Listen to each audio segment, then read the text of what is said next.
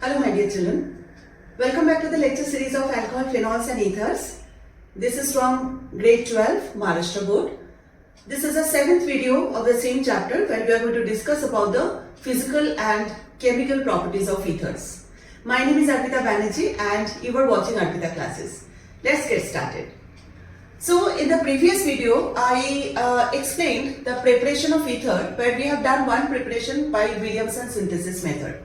I'll revise that topic again because it's a very important topic. You get questions from this topic, and in the last video I did it in little hurry, so maybe few points were missing. So I decided to start from this topic, that is Williamson synthesis reaction for the preparation of ether.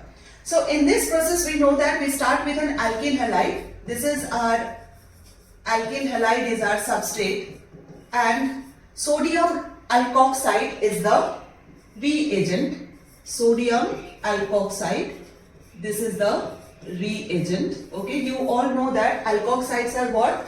OR minus, this is called as alkoxide. Okay, if R group is methyl, then it will be methoxide. If it is ethyl, then it will be ethoxide, like that. Okay, so this is alkoxide, and when you add sodium to this, it becomes sodium alkoxide. Okay, so this is our reagent. So what happens is, this OR minus is the nucleophile here. It will be attacking the R group, and the X, being a good leaving group, will be leaving from here. So basically in the whole reaction NaX comes out as a byproduct. Okay, so you get ROR plus NaX, which is our byproduct. This is my ether. Okay, remember that it is a SN2 mechanism reaction. It's a nucleophilic substitution reaction bimolecular. And we have already studied that in SN2, the nucleophile attacks from the back side. So that is the reason that our substrate alkyl halide has to be preferably a primary alkyl halide. Then only the reaction will happen, otherwise it will go to the elimination process. Okay. So take an example. This is my methyl bromide. This is methyl bromide, which is a primary alkyl halide, you know. So this is sodium ethoxide. This is sodium ethoxide. What happens is, from here NaBr will be coming out, and you will be getting CH3O C2H5 plus NaBr. Okay, so this is called as ethyl methyl ether. Ethyl methyl ether. This is a mixed ether, okay, or unsymmetrical ether. Now, next reaction is, this is my ethyl bromide. We have taken another example where this is ethyl bromide, and now you can see the reagent is branched now. Okay, this is called as this is isopropoxide. So this is called as sodium isopropoxide. This is sodium isopropoxide. Again you remove NaBr from here, and rest of the things you join. Rest of the part, that is C2H5O, CH, CH3 and CH3. This is a branched ether plus NaBr comes out as a byproduct. So what will be the name of this ether? It will be ethyl isopropyl ether. Okay, ethyl isopropyl ether, because this side it is a ethyl group, and that side it is a isopropyl group. So it is ethyl isopropyl ether. This is another example where this is my methyl bromide. This is known as methyl bromide, and the reagent is now methyl sodium methoxide. This is sodium methoxide. This is a very simple reaction. Again, you just remove NaBr from here, and rest of the things you join. So it will be, I'll just put the arrow little bit this side. It will be CH3O CH3 plus NaBr. So this is my dimethyl ether. It's a symmetrical ether or simple ether, dimethyl ether. This example where we have taken ethyl bromide, this is ethyl bromide, and this is sodium ethoxide. Here also we are going to get a simple ether. NaBr will be coming out. So we'll be getting CH3, CH2O, C2H5 plus NaBr. This ether is known as diethyl ether. Both sides of oxygen we have got ethyl group, so it is diethyl ether. So this is our Williamson synthesis reaction.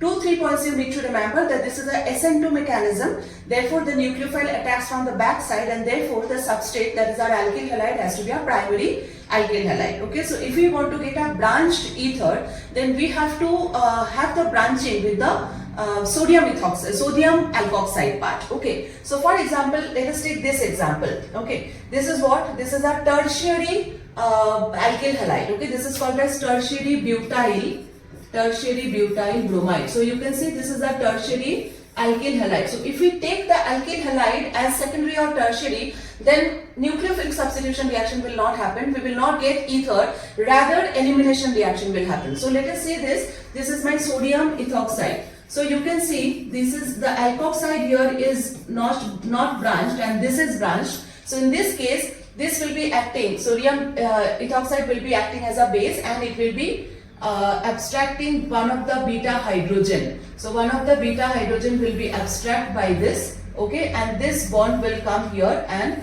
this will be coming out as a leaving group. So basically this will be an alkene. Our main product is alkene. NaBr and C2H5OH is coming out as the byproduct. Okay, so you understand that this Na and this Br and Na combiningly they are forming NaBr. O(C2H5) is abstracting this H, so it is becoming C2H5OH, and this bond which is broken will come here to form a double bond, so we get an alkene. So this is a limitation of this reaction, that if we have a secondary or tertiary alkyl halide, then the reaction will proceed towards elimination rather than nucleophilic substitution. So we have to have our alkyl halide as primary only, since it is an SN2 mechanism. Okay, another limitation is aryl halides do not show Williams synthesis reaction. So we cannot get aromatic ether by this process, okay, because aryl halides will not show Williamson synthesis reaction. So now we'll proceed towards the physical properties of ether. In physical properties of ether, we do not have much information. The only thing is that you just have to read it once. So in the physical property, the first thing is physical states and boiling points. So dimethyl ether and ethyl methyl ether, these two ethers are gases. Okay, dimethyl ether and ethyl methyl ether are gases. Other ethers are colorless liquids and with pleasant odor. Okay. Second point is lower ethers are highly volatile, means their boiling points are very low, and they are highly inflammable substances. Okay, that is why whenever you are using ether, you should not have any fire, nearby, because they are inflammable substances. Boiling points of ethers show gradual increase with the increase in molar mass. This is very simple. Boiling points are directly proportional to the molar mass. So if the molar mass increases, boiling points will definitely increase.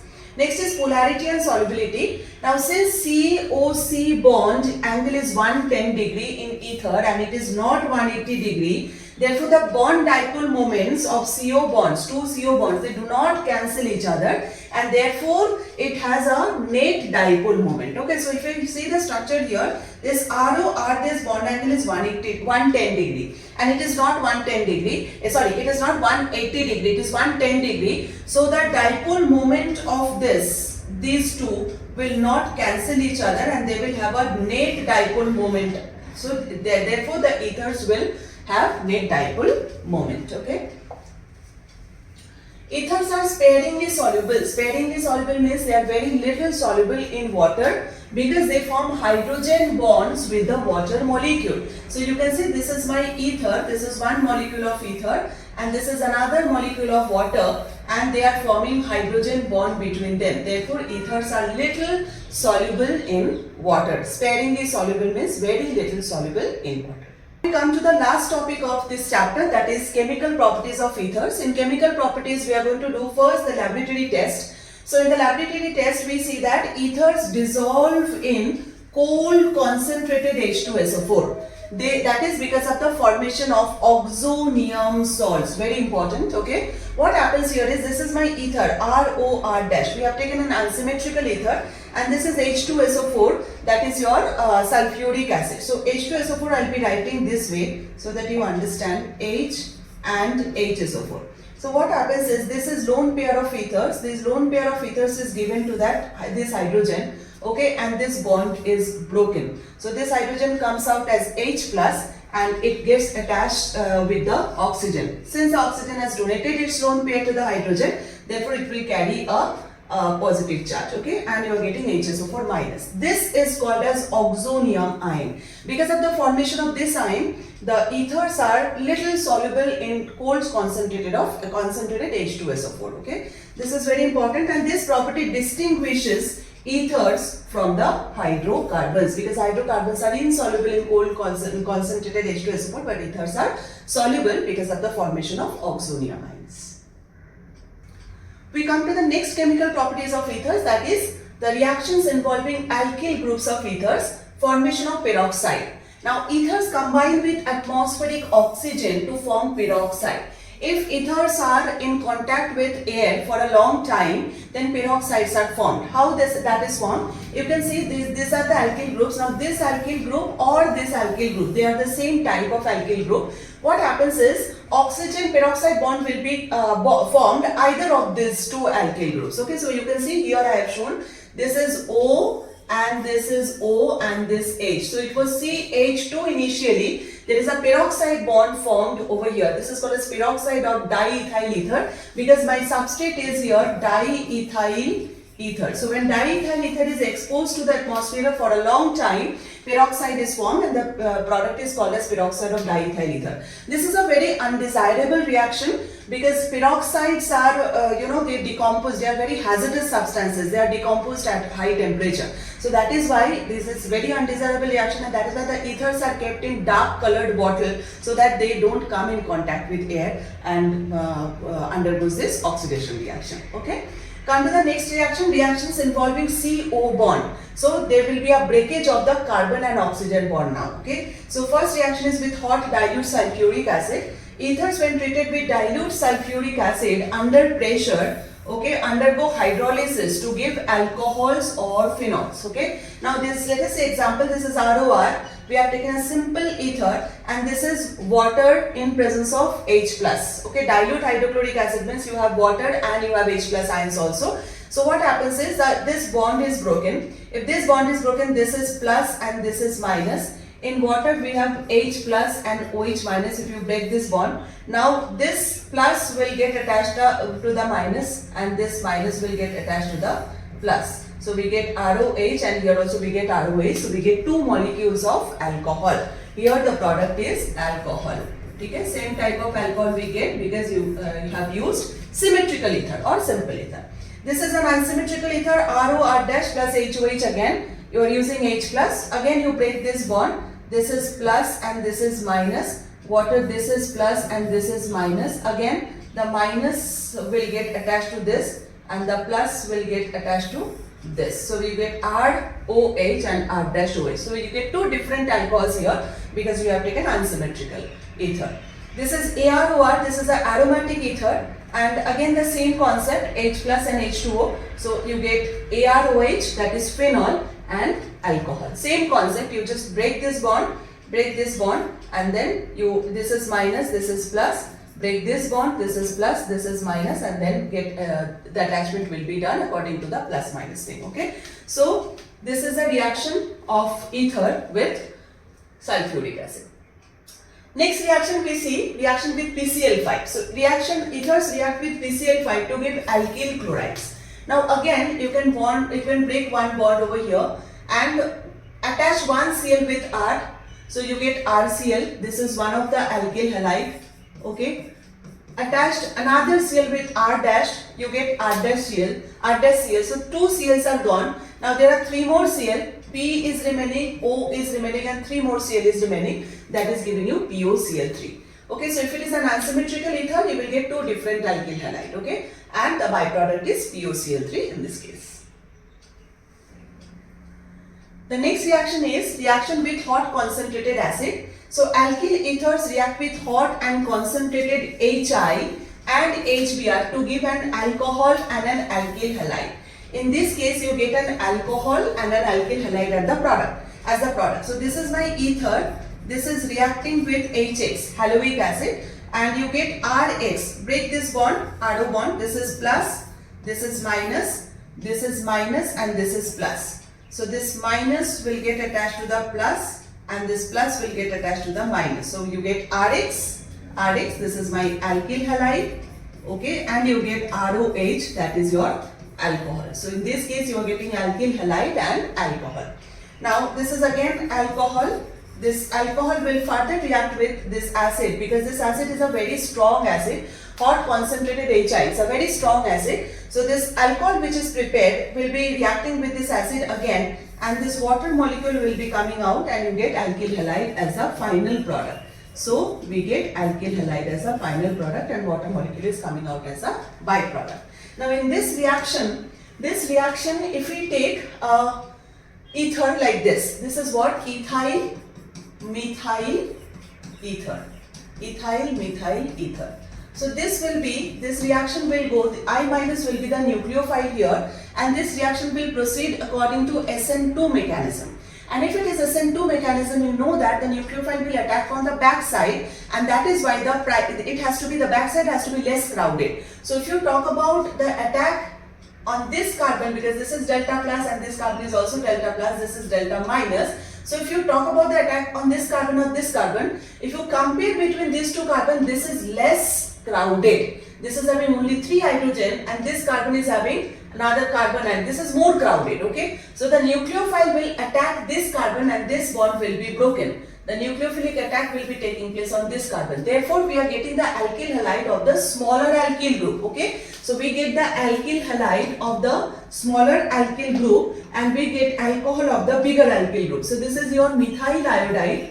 The product will be specifically methyl iodide and not ethyl iodide. Remember, if I minus would have attacked this carbon, we would have got ethyl iodide, but that is not the product. Here specifically the product will be methyl iodide, because it is a SN2 mechanism, and in SN2 mechanism the backside attacks happen, and therefore we should have the carbon which is less crowded. Okay, and we get ethanol as a product. Now as I mentioned that this ethanol will be further reacting with HI, because it's a very strong acid. So this ethanol will further react with HI, and water molecule will come out, and you will be getting ethyl iodide. So basically finally you are getting both the alkyl halides, like this methyl iodide also and ethyl iodide also, but the reaction will happen this way. Okay.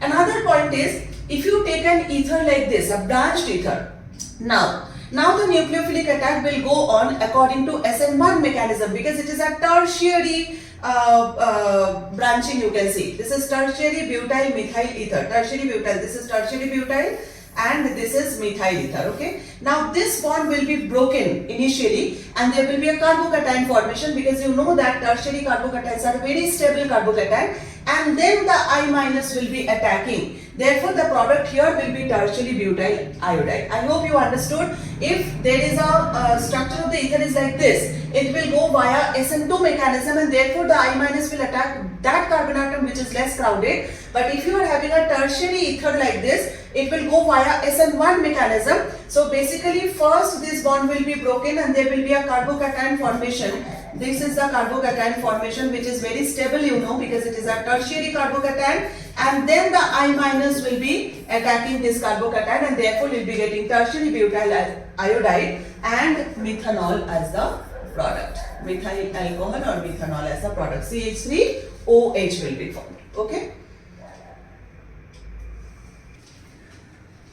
So children, with this last reaction, we completed with the chapter alcohol, phenols and ethers. After this topic, we have a very small topic, that is the uses of alcohol, phenols and ethers, which you can prepare from your book. You can learn just two uses for all the 3 compounds. So if you think these videos are beneficial to you, please subscribe the channel and press the like button. Thank you so much. Stay tuned.